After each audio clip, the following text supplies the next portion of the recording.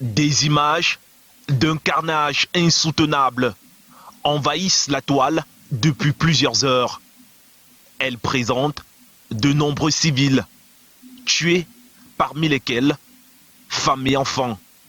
Selon des sources locales et relayées par des médias, ces civils ont été tués au cours d'un accrochage entre l'armée camerounaise et les groupes séparatistes à Montou, localité située dans l'arrondissement de Moyouka, dans la région du Sud-Ouest, le 10 janvier 2021.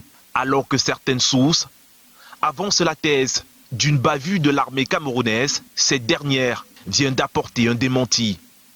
Dans un communiqué rendu public le lundi 11 janvier 2021, soit 24 heures après les attaques, l'armée camerounaise rejette ces accusations portées contre elle. Dans ce communiqué signé du capitaine de vaisseau Cyril Serge Atonfak, chef de la division communication du ministère de la Défense, l'ont fait mention d'un raid préventif conduit par les éléments du 21e bataillon d'infanterie motorisée dans un camp des séparatistes qui s'est déroulé dans le strict respect des règles d'engagement.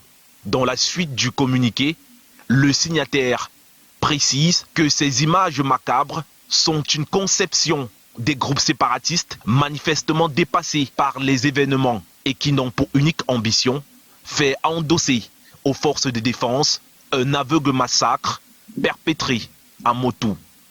Le communiqué de presse se referme sur l'annonce d'une enquête minutieusement prescrite par le haut commandement pour faire la lumière sur le contenu des images macabres en circulation.